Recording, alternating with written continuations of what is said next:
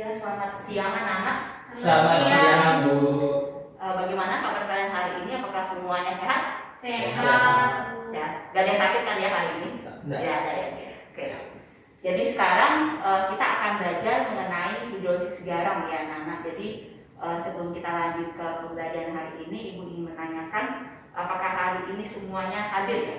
Hadir ya? Bu. Hadir ya. Oke. Kalau misalnya semua hadir bagus. Jadi untuk ketua kelas silakan untuk memimpin doa hari ini ya. Baik, Bu. Baik, terima kasih. Jadi sebelum memulai pelajaran kita hari ini, mulai kita berdoa menurut agama dan kepercayaan masing-masing. Berdoa dipersilakan. Berdoa saya. Ya, terima kasih untuk suara saya selaku ketua kelas. Ya, jadi di sini kita akan belajar mengenai hidrolisis garam. Nah, sebelumnya apakah kalian pernah mendengarkan garam ya? Pernah Bu. Pernah ya. Menurut kalian apa yang kalian pikirkan tentang garam? Ya Bu. Bagaimana ya? Kalau garam itu setahu saya salah satu bumbu dapur, rasanya asin dan juga bentuknya kristal-kristal seperti itu. Iya. Itu salah satu garam dapur ya. Jadi itu termasuk garam juga. Ya, yang lain bagaimana? Apakah ada yang sependapat sama Dayu atau punya definisi garam lain? Garam laut, Bu. Garam laut. Ya, seperti yang saudara bilang tadi, bisa juga itu tergolong garam. Untuk yang lain bagaimana? Sama Dayu. Sama ya. Oke. Ya, ini sekarang kita akan belajar mengenai hidrolisis garam. Jadi sebelumnya saya akan beritahu pada kalian mengenai KD dan KI-nya dulu ya. Jadi untuk KI dan KD seperti yang sudah kalian bisa lihat ya. Jadi sini untuk kompetensinya ini yang pertama ini menyadari bahwa ada keterampilan sifat larutan, kemudian lakukan kerjasama untuk memecahkan permasalahan pada lembar kerja peserta didik ya. Kemudian memberikan respon terhadap pertanyaan dan tugas yang diberikan. Kemudian yang penting itu adalah kalian bisa menjelaskan konsep dari hidrolisis garam ya. Kalian bisa membedakan jenis garam berdasarkan asam basa pembentuknya. Kalian bisa menganalisis jenis garam yang mengalami hidrolisis, yang menuliskan persamaan reaksi hidrolisis garam. Kemudian kalian juga, ini yang penting juga, kalian bisa menentukan pH, ya derajat keasaman dari larutan garam. Ya, kemudian kalian juga bisa menjelaskan kaitan hidrolisis garam dalam kehidupan sehari-hari. Ya, kemudian melakukan percobaan, ya. Jadi kalian juga bisa melakukan percobaan tentang sifat dan jenis garam yang mengalami hidrolisis, ya. Kemudian menyimpulkan data hasil percobaan dan yang terakhir itu adalah menyajikan hasil percobaan. Jadi ada peta konsepnya, kalian bisa lihat ya. Jadi untuk peta konsepnya hidrolisis garam ini itu dibagi menjadi dua. Nanti bakal ada jenis hidrolisis garam, ya, sama manfaat hidrolisis, ya. Jadi jenis hidrolisis garam ini ada tiga ya. Jadi ada garam yang berasal dari asam kuat dan basa lemak, ya. Ada garam yang berasal dari asam lemak dan basa kuat, ya. Kemudian ada garam yang berasal dari asam lemah dan basa lemak, ya. Nah, di sini saya ingin bertanya dulu pada kalian sudah belajar tentang asam basa ya kan? Sudah ya? Masih ingat kalian tentang asam basa? Masih, Bu. Masih ya? Oke, saya ingin bertanya satu-satu nih. Saya ingin kalian berikan satu contoh asam dan satu contoh basa, ya. Mulai dari misalkan satu aja ya, satu basa, satu asam. Ya Bu, untuk saya contoh asamnya ada asam sulfat Bu. Ya, asam sulfat. Kemudian Untuk basanya saya lupa Bu. basanya lupa ya. Kemudian nggak ada masalah ya dia, ya Pak. Nanti bakal ingat lagi. Kemudian yang dilihat sekarang amonia itu yang asam atau basa? Basa. Ya, kemudian HCl. Ini asam ya. Ya. Bagus. Kemudian yang terakhir soal data CH3COH. itu yang asam atau basa? Asam. Asam. CH3COH. Yang Kemudian berasal itu KOH. KOH. Ya, Terus bagus. saya sudah ingat Bu, Iya, silakan dari bahasa kuat yang saya ingat NaOH Bu. NaOH ya bagus. Ya, jadi kalian sudah benar semua ya yang kalian jelaskan tadi. asam H2SO4, HCl, CH3COA ya. Basa NaOH, NH3 dan KOH. Nah, hidrolisis garam ini tergantung dari pembentukan asam sama basanya ya. Karena kalian tahu ya kalau asam tambah dengan basa yaitu akan menjadi garam tambah dengan air. Jadi sifat dari garam ini itu bergantung pada sifat asam sama sifat basanya. Seperti itu ya. Nah, ini yang disebut dengan hidrolisis garam ya. Jadi hidrolisis garam ini berasal dari kata hidro dan lisis. Ya. Jadi hidro itu air, ya lisis itu adalah pemecahan. Ya. Jadi hidrolisis garam ini merupakan suatu peristiwa reaksi antara air dengan ion-ion yang berasal dari asam lemak atau basa lemak suatu garam. Ya. Nah, di sini yang menjadi pertanyaan adalah apakah kalian bisa membedakan antara asam kuat dan asam lemak? Kemudian kalian juga bisa membedakan antara basa kuat dengan basa lemak. Ya, apakah bisa membedakan? Bisa ibu. Saya tidak bisa, Bu. Ya, dan tidak bisa ya. Bagaimana? Bisa bu. Bisa ya. Baik, untuk yang bilang bisa, ya Suhainata sama Dian, saya ingin bertanya, bagaimana cara membedakan antara asam lemak sama asam kuat? Cara membedakannya? Kalau saya itu berdasarkan pH-nya. Oh, berdasarkan pH-nya Iya. ya. Oke, bagus. Berdasarkan pH-nya. Kemudian untuk dia bagaimana? Kalau asam atau basa kuat itu dia hidrolisis sempurna. Kalau asam lemak atau basa lemak itu dia untuk timbangan seperti itu. Ya. Mungkin bukan hidrolisis namanya ya, tapi hidrolisasi. Ya. Jadi seperti ini yang dimaksud sama dia ya. Saya di sini ya. Ya, Bu. Jadi kalau HCl kan kuat ya. Dia kuat, dia akan menjadi H+ tambah Cl-. Ya. Nah, ini kalau misalkan jumlah HCl sama jumlah H+ sama Cl-nya sama, berarti dia asam kuat gitu ya. Nah, tapi kalau misalkan seperti ini CH3COOH ya, seperti yang tadi Dian bilang ya. Ini bentuk kesetimbangan, dia akan jadi H+ dan CH3COO- gitu ya. Nah, ini misalnya dia A gitu ya. Dia amolar misalnya seperti itu ya. Kemudian ini ternyata 0,001 amolar gitu. Jadi ini jauh lebih kecil konsentrasinya dibandingkan yang ini. Ya. Sedangkan kalau ini misalnya ini amolar, ini A juga. Seperti itu ya. Jadi kalau dia jumlahnya sama ya, berarti dia terionisasi sempurna. Ya. Tapi kalau dia jumlahnya berbeda ya, jauh lebih kecil nih. H+-nya, konsentrasi H+-nya dibandingkan asamnya. Berarti dia masuk asam yang lemak. Ini asam kuat. Seperti itu ya. Nah, semoga kalian bisa mengerti ya. Jadi itu pengetahuan dasarnya ya. Nah, ini saya sudah memberikan contoh ya. Jadi contoh asam kuat, kemudian basa kuat, kemudian ada asam lemak sama basa lemak. Ya. Nah, jenis hidrolisis garam ini ya itu dibagi menjadi dua ya, ada namanya hidrolisis parsial dan ada namanya hidrolisis total ya. Nah, kalau hidrolisis parsial itu disebut juga dengan hidrolisis sebagian ya. Nah, hidrolisis parsial ini ditandai dengan komponen yang dihidrolisis hanya salah satu saja, yaitu kation atau anion ya. Jadi cuma salah satu saja, jadi ini disebut dengan hidrolisis parsial. Tapi kalau hidrolisis total itu dua-duanya terhidrolisis, itu disebut dengan hidrolisis sempurna. Ya, jadi dia dua-duanya. Kalian tahu kan ada dua komponen, ada kation sama anion ya. Jadi kalau dua-duanya berarti dia adalah hidrolisis total. Ya. Bu, Ya. saya tanya. Ya, silakan deh. Kalau yang saya baca di situ tadi yang hidrolisis parsial itu kan asam kuat basa lemak atau basa lemak basa kuat, asam lemak basa kuat. Ya. Sedangkan totalnya itu sama-sama lemak. Terus kalau kuat-kuat bagaimana? Oh iya, jadi benar yang Dayu bilang ya tadi, kalau garam itu ada yang dari asam kuat dan basa kuat juga ya. Nah, ada nggak teman-teman yang bisa membantu menjawab pertanyaan Dayu mengenai bagaimana kalau dia asam kuat sama basa kuat?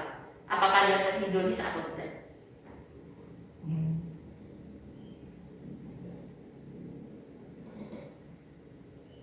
Bagaimana? Saya Biasakan dia.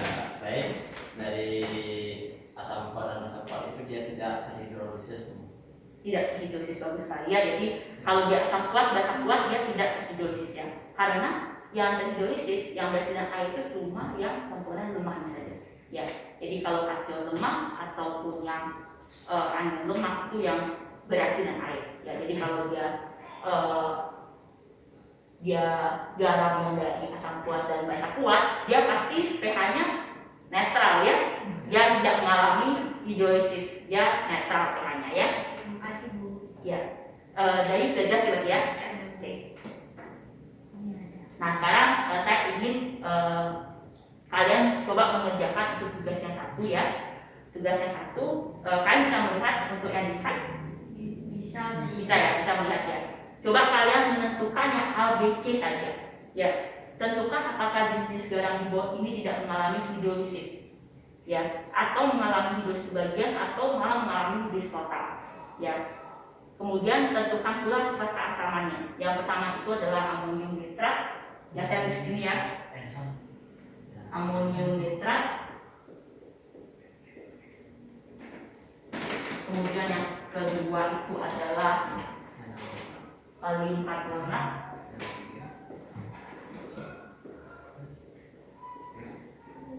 Kemudian yang ketiga itu adalah natrium sulfat. Silakan kalian berdiskusi dulu ya, mungkin sekitar 5 menit ya. Kalian berdiskusi, kalian tentukan ini termasuk garam yang gimana. Dia terhidrolisis sempurna, terhidrolisis sebagian atau tidak terhidrolisis ya. Nanti kalau kalian sudah menentukan, kalian tentukan ini kira-kira asam, basa atau dia netral. Ya, silakan.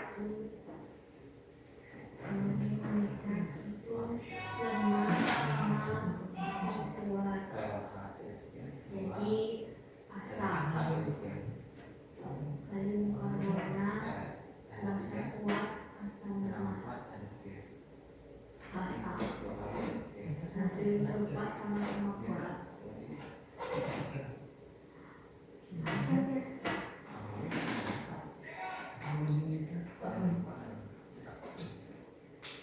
Tidak apa-apa sekarang. Apa salah kan?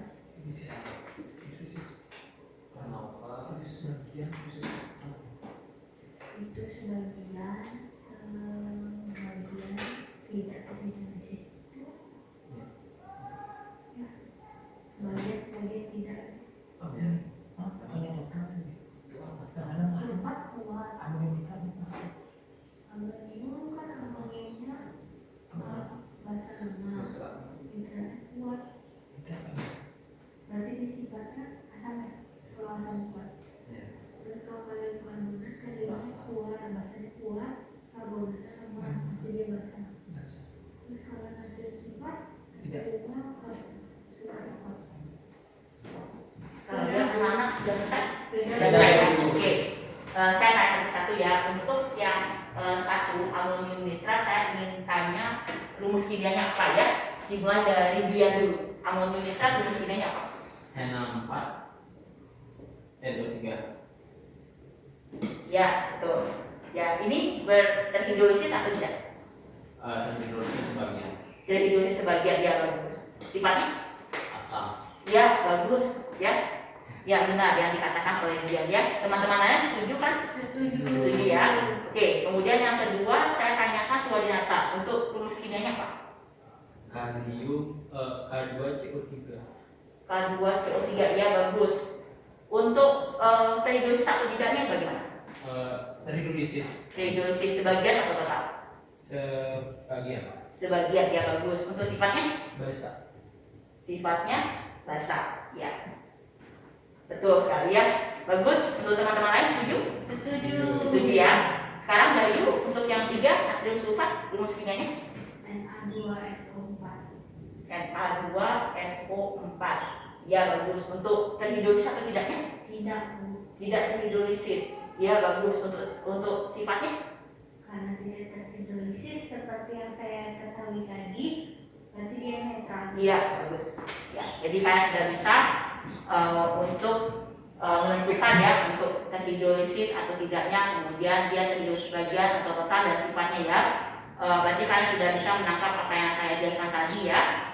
Ya oke, sekarang lanjut ke garam yang berasal dari asam kuat dan basa kuat ya. Nah di sini kalian bisa lihat sini NaCl ya, Na plus sama Cl ini tidak bisa bereaksi dengan H2O, ya, tidak bisa bereaksi dengan H2O.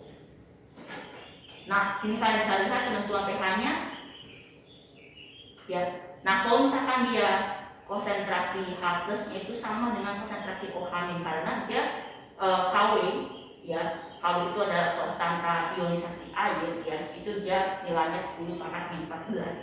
Ya, pada 10 298 Kelvin itu 10⁻⁴, sehingga pH-nya apapun dia konsentrasinya, ya berapapun konsentrasinya pasti pH tinggi. Ya, jadi kalau saya tanyakan pada kalian 1 molar NaCl sama 10 molar NaCl, dia konsentrasinya sama. Ya, konsentrasi sama. Mohon maaf, pH-nya sama, ya. Sekarang kita lanjut ke garam berasal dari asam kuat dan basa lemah seperti ini, ya. Tadi kalian sudah tahu, ya. Oke. Nah, sekarang untuk penentuan pH-nya kalian bisa menentukan sendiri pH-nya, ya. Jadi seperti ini. Jadi untuk rumus akhirnya, ya, dia menjadi seperti itu. pH sama dengan setengah 14 min pKb min log G. Ya.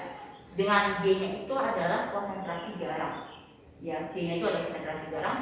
pKb, ya, pKb itu adalah min log Kb. Kb itu adalah konstanta dari basa lemah. Ya, basa lemah. Jadi kalau misalkan kalian ada namanya Kb sama Ka, ya. Jadi kalau misalnya seperti ini, misalnya seperti Ca3COH, H plus sama Ca3COO-, yang Ka-nya, ya, itu adalah konsentrasi dari produk, ya, dipangkat dengan koefisiennya, ya, lupa. Tapi karena koefisien 1, ya, berarti pangkat 1 aja, ya. Jadi konsentrasi H plus dikali dengan konsentrasi Ca3COO-, gitu, ya, per konsentrasi asamnya Ca3COOH, seperti itu, ya. Sama dengan basa juga, sama dengan basa seperti itu juga, ya. Ya, jadi seperti ini untuk penentuannya, ya. Kalian bisa belajar sendiri untuk tugas 2. Kemudian yang berasal dari asam lemah dan basa kuat, ya. Nah, ini mendapatkan pH-nya itu sama dengan setengah kali 14 tambah pKh tambah dengan log konsentrasi garamnya. Ya, jadi ingat, ya, yang bersifat lemah itu yang memiliki konstanta, ya. Itu gunanya konstanta itu supaya kita bisa mengetahui berapa jumlah H plus atau jumlah OH- yang keluar yang dihasilkan di dalam larutan. Ya, makanya Ka sama Kb itu tidak ada untuk asam kuat sama basa kuat. Ya, karena kalau asam kuat sama basa kuat itu jumlahnya sama dengan asam atau garamnya. Ya, jadi kalau OH- itu kalau dia basa kuat berarti OH- juga OH- sama dengan jumlah basanya. Ya, makanya kalau yang pKh sama pKb ini pasti untuk yang lemah. Ya. Oke. Nah, ini untuk yang lemah dan basa lemah nih sekarang, asam lemah dan basa lemah. Nah, kalau misalnya seperti ini, cara menentukannya bagaimana, ya? Ya, kalau kalian sudah tahu tadi kan kalau asam kuat sama basa lemah berarti yang kuat yang menentukan, ya, pH-nya. Jadi kalau asam kuat sama basa lemah berarti garamnya bersifat asam, ya. Nah, kalau asam lemah dan basa lemah ini kan dua-duanya punya konstantanya masing-masing, ya, Ka sama Kb. Nah, kalau dia Ka lebih besar daripada Kb, berarti dia konsentrasi H plus lebih besar daripada konsentrasi OH-nya. Ya, sehingga dia bersifat asam. Jadi tergantung dari nilai Ka sama Kb-nya. Ya, yang mana yang lebih besar itu yang menentukan sifat, ya. Oke.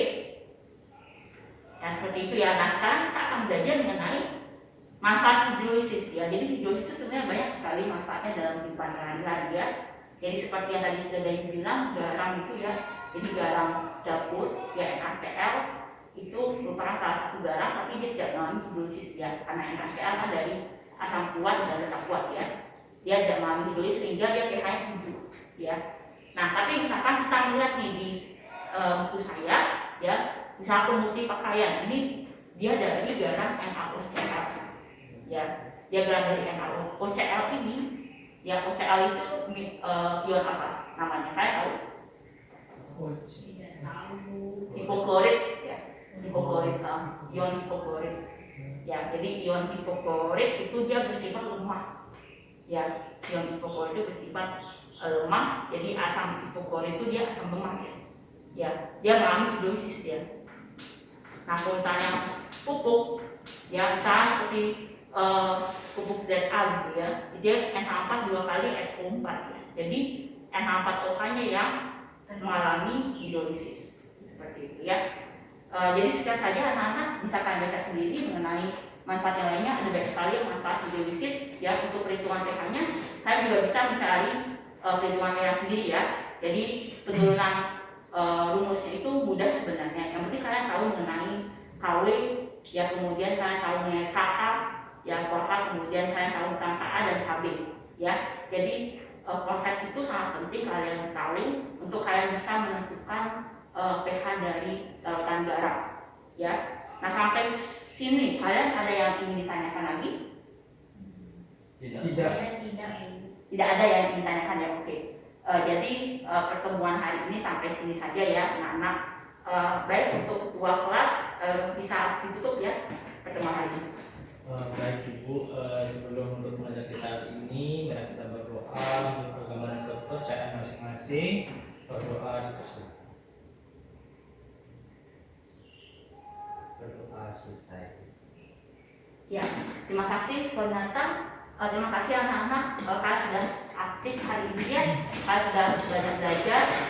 Semoga untuk minggu depan saya tidak melupakan yang materi ini, karena minggu depan kita akan bahas mengenai pH dari garam yang ada di dosis ya. Jadi sampai jumpa di pertemuan selanjutnya. Semoga kalian sehat-sehat saja dan kalian bisa menjalankan aktivitas kalian seperti biasa ya. Jadi saya akan pergi sekarang. Terima kasih ya untuk hari ini dan selamat siang. Selamat siang.